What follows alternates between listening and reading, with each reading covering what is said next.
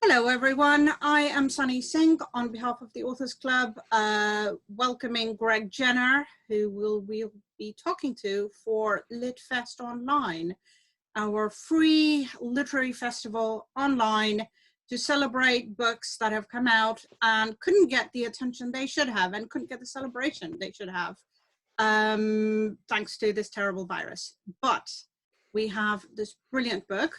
Here is the book, Dead Famous. Full confession, I was really looking forward to this launch party and I'm really disappointed that we didn't have it. So we're going to talk to Greg Jenner, and whenever this is over, we're going to have a massive bash for this. Dead Famous is available online in multiple formats. You can get it at Hive or your independent bookshop. So please go buy this book. It is loads of fun. I read it cover to cover first time in about 6 hours. And it was just hilarious and brilliant and fabulously fun. Proper romp, okay? But really serious romp too. So, welcome, Greg. Good to have you with us. Thank you. It's very lovely to be here. It's a very strange process to do this, but congratulations. I love this book. You know, I work on Stardom, so I kept seeing bits and pieces going, ooh, that one. So tell us about the book first, because you started with David Bowie dying. Yeah, and that was the very morning I began the book, and which is pure coincidence. That wasn't the plan. And I'll be honest, and I am honest in the book, I was going to write a fairly snarky, slightly cheeky history of celebrity that was a bit more eye-rolling, I think, probably, in truth. And then on the very morning I was going to begin the book, David Bowie died, and that was January 2016. And I switched on the radio and I listened to Lauren Laverne's show, and she turned her radio show into a eulogy where the public phoned in and they all gave these wonderful, heartfelt speeches about who he was to them and the power that he had in their lives and the influence he'd had, not just on culture, but on people's ideas of themselves as not just as fans, but as individuals growing up, changing, maturing, finding out who they are in terms of their sexuality, their politics, their values. And I realized I'd got it wrong. Luckily, I'd realized I got it wrong before I'd written the book, which is good, because it's obviously worse getting it wrong having finished the book. But I had to sort of do a bit of a 180 and go, oh, okay, I'm wrong here to be eye-rolling and snarky. Celebrity is powerful and impactful and actually can be a force for positivity and change, and it can actually shape us as individuals, as a society. It can bring us together, it can divide us. I need to think about this more critically, more carefully, but also more generously. I need to be more sympathetic in understanding, why do we care so much about celebrity? Why is it so interesting and important to us? And of course, as a historian, which is my training, why did it start, and when did it start, and what is it? Those are the questions that are really difficult. Yeah. Well, it's quite strange. We were preparing for this session, and we'd planned for it this Friday. And of course, it's been a terrible week if you love Bollywood, with two of our major stars dying in less than sort of 48 hours of each other, between Irfan Khan and Rishi Kapoor. And it's just been the outpouring has been incredible.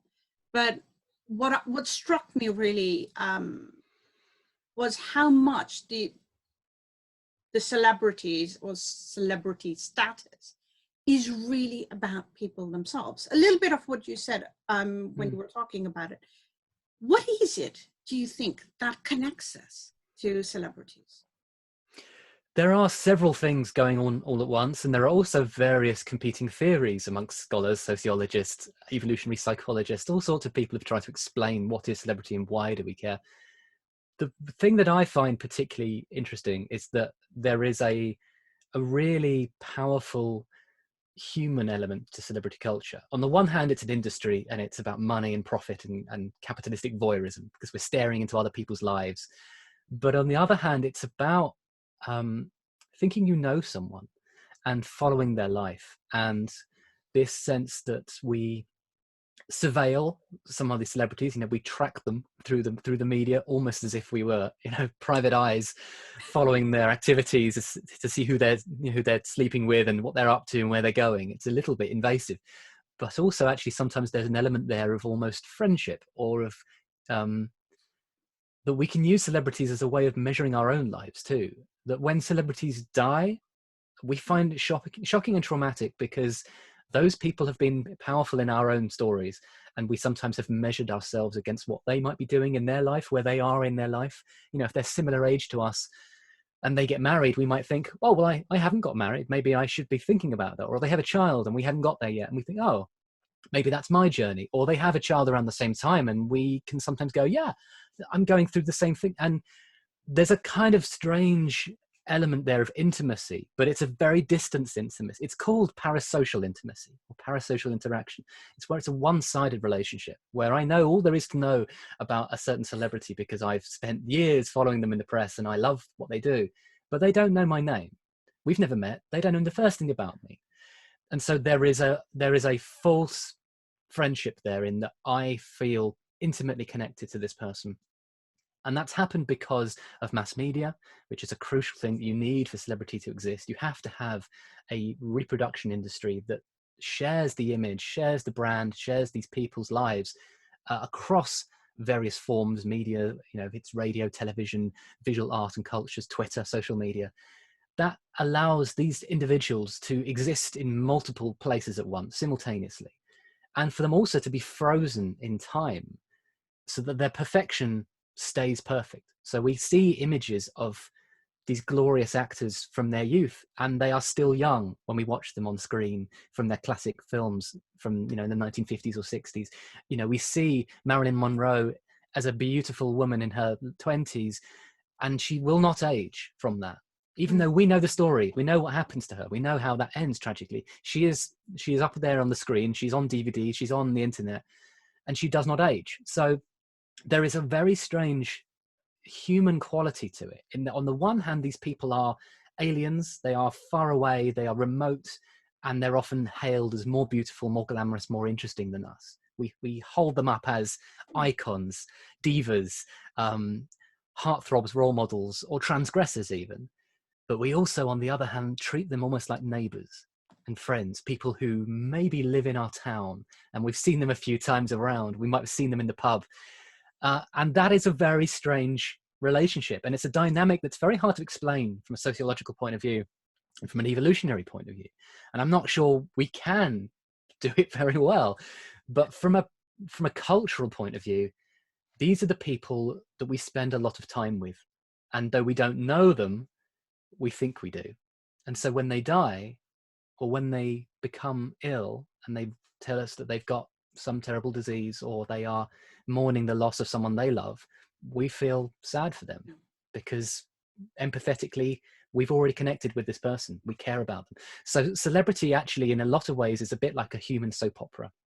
These are stories that we follow regularly, and we dip in and out sometimes, but we often track their lives, and when they're going through highs and lows, we can feel like we've invested in that story. I'm really fascinated because I look at stars, film stars, right? That's my area. And film stars are like, as you said, Marilyn Monroe, somebody, there's a kind of a production quality to them. Often these star images are very carefully constructed. Sometimes they stabilize over time. But there's, as you said, there's always this film, or there's some kind of an artifact that we can go back to, and they say stay beautiful there. But your book does something really special. It goes sort of before we had mass media the same way as we do now, before we had films. So you're talking about celebrity in this really quite wide scale way. How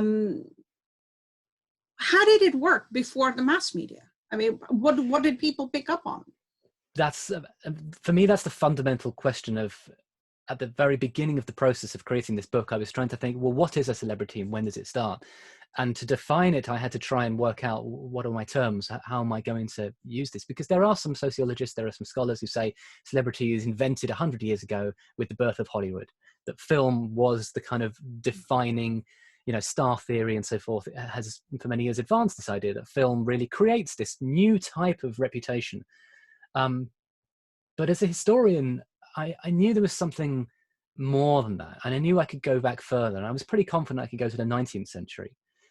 But actually, I found myself very quickly in the 18th century and then kept tracing it back. And by the time I got to sort of 1709, I still had a celebrity very confidently sort of sat in front of me. Then I got into the 1600s, and then I was much more nervous, and I suddenly didn't have the confidence to start saying, yes, this is celebrity. So I've started the book really in sort of 1709, which is just over 300 years ago. And your question about how do we have mass media before mass media is a really crucial one. I don't think we really have mass media in the 1500s or 1600s. I don't think it exists in the era of Shakespeare or in the Mughal Empire in Southeast Asia, for example. We have extraordinary art, we have fame, we have wonderful poets and writers and dancers and artists across perhaps different parts of the world 500, 600, 400 years ago maybe, but we don't have celebrity. But in the 1700s we do. And it's because we get the birth of newspapers, daily newspapers. We get a huge rise in commercial art, but not just art in the sense of beautiful paintings in frames behind people's heads, but engravings that are reproduced, manufactured, sold cheaply on the streets and in shops to the ordinary common people, probably more the bourgeoisie, the middle classes, than than your average person who's earning not very much and is scraping a living. But the idea that you could go and buy the visual image of a famous person and hang it on your wall and look at them and gaze at them and discuss them, that arrives in the 1700s. And we get it with people like, my first celebrity in my book is Henry Sacheverell in 1709, who was a churchman. He's not the kind of the handsome movie star. He's not a pirate or a rake. He's not some glamorous seducer. He's a furious right-wing conservative who gives a speech in St. Paul's Cathedral. But he is hugely famous, and he shapes the outcome of the next election, which happens in 1710. And people put his face on stuff. They bought souvenirs with his name on it. They named their babies after him. They treated him like a hero, like a folk hero. And 10 years later, we get celebrity criminals, like in France, Cartouche, who was the sort of French Robin Hood. He stole from the rich to give to the poor. And in Britain and England specifically, we had Jack Sheppard, who was treated heroically, even though he was a criminal, even though he was jailed 4 times for robbery, for burglary. He had this amazing ability to escape from prison, and people loved this about him. They found it charming and almost valiant that he kept sticking it to the man and could get away with it. And so he appeared in publicity materials. Daniel Defoe wrote his memoir, which he, amazingly enough, as he was being paraded to the gallows to be executed, because they finally managed to sort of pin him down long enough, he advertised his memoir from the gallows. Like, as he was going to his death, he stood there and shouted out, "You can buy my book." And it's an amazing, this is 300 years ago, this is 1720s. And here was someone basically saying, check out my tweets, see my SoundCloud page, while they were about to go and swing from the gallows. And that is celebrity culture.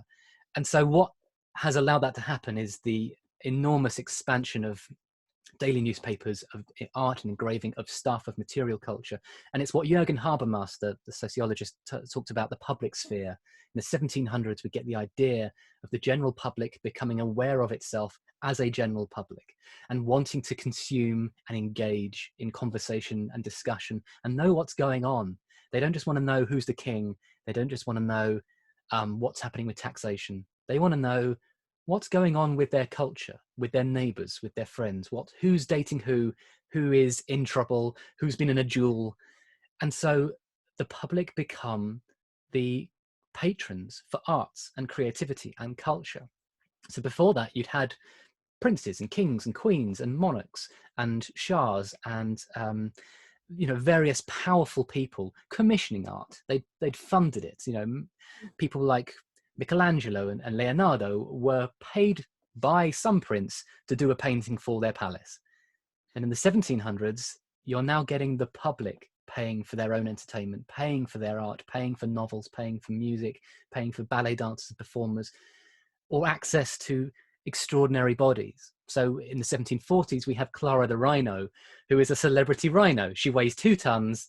She is imported from halfway around the world. She's an Indian rhino. She is brought by a Dutch sea captain, and she tours Europe for 17 years, and she becomes a fashion icon, which is extraordinary because she's a 2-ton rhino.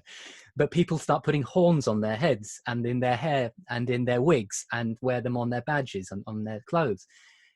So celebrity culture is about commercialism, it's about capitalism, it's about money and access, but it's also about people wanting to join a wider conversation, to discuss these things, to talk to their friends and strangers about shared experiences.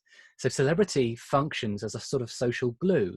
It brings us together, it unites us in conversation and discussion, and it can also, what's interesting when you get the celebrity criminals, is that it also gives us the bad boys, the bad guys, the transgressors who overstep the mark. They cross the lines of acceptability. They break the rules. And if you like them enough, then we move the line. And if we don't like them enough, we punish them, we execute them, we cancel them in Twitter parlance, and we turn to each other and say, yeah, that's the ethical boundary of our society. We all agree on that.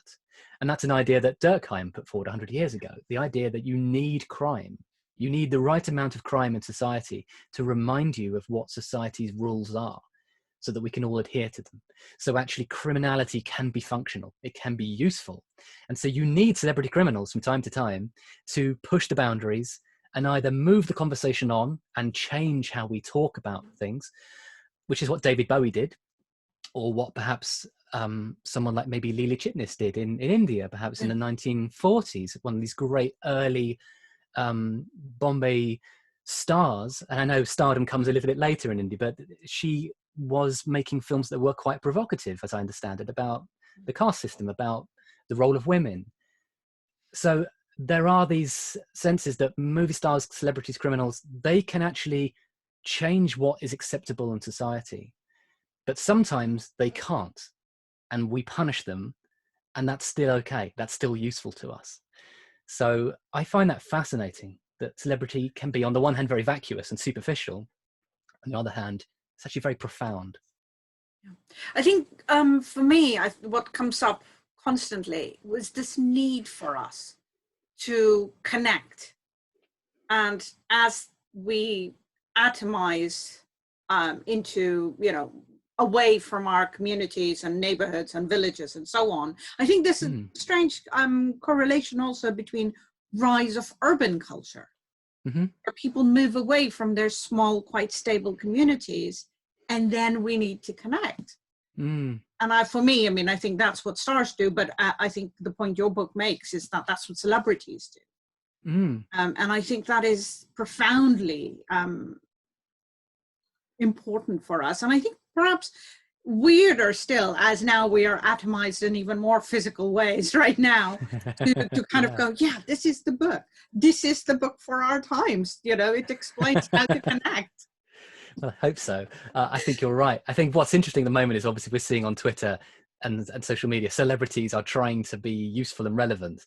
And some of them are getting it wrong. And they are revealing that they're quite tone deaf and they don't understand their own privilege, and they're showing off their enormous houses and their swimming pools, and they're kind of complaining about how difficult it is for them to get their favorite brand of cereal, and they are the ones who are sort of actually, it's backfiring on them.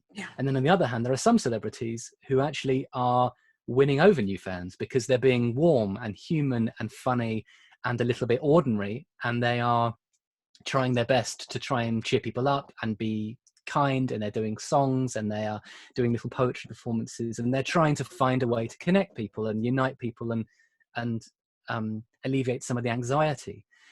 But what's really interesting about this pandemic is that it is revealing the kind of the artifice of celebrity, that at the heart of it, it's a performance, it's not real, they're curated, as you said, and I know, I've read a lot of your work, and I know how fascinated you are with the construction of these ideas. what's nice about the pandemic in some ways is that some of these people are revealing a bit too much about themselves. And we're seeing Madonna, the queen of pop, sort of losing a bit of her cool in, in sitting about like fried fish in the bathtub. And you're going to go, oh no, you are not doing a good job there of maintaining the brand about this amazing, cool. Yeah, I think Amitabh Bachchan has been another that has not quite come out looking well. Really? I've seen that kind of instant pushback across the board. As why? What was the? I think it was mostly to do with rather kind of odd cures for the virus and tweets, but the pushback was extraordinary. And I think he's probably quite, shaken, but that it could kind of could turn quite quickly or that quickly after nearly 50 years. So very interesting times. Well, and that's such an interesting point. It's the turning as well. Sorry, just very quickly, the fact that we can love someone and then intensely switch and, attack them and form a sort of hate mob. That's a very intense experience for the person on the receiving end. Sometimes they deserve it. Sometimes they've said something very dangerous and stupid. But that's a really weird thing about being famous, is that public opinion is not static and it's not set in concrete. It moves and it changes. And sometimes you go from being very famous and then people stop caring about you. And Master Betty, it's one of my characters in my book, who was a 12-year-old boy who became a superstar in 1803. By the age of 15, people didn't care anymore. He had 3 years of being glorious. And then they were like, yeah, we're moving on. So that can be strange too. The idea of being hailed as great, as beautiful, as amazing. And then people go, yeah, we're moving on to the next person. So that can be scary. And then simultaneously you can have 50 years of fame and think that everyone loves you. And then you can send a stupid tweet and suddenly the mood changes. Yeah, it's extraordinary. Well, thank you very much, Greg. This Dead Famous is available online and by independent bookshops. Please go get it. It's loads of fun and very, very thought-provoking. So please go find it.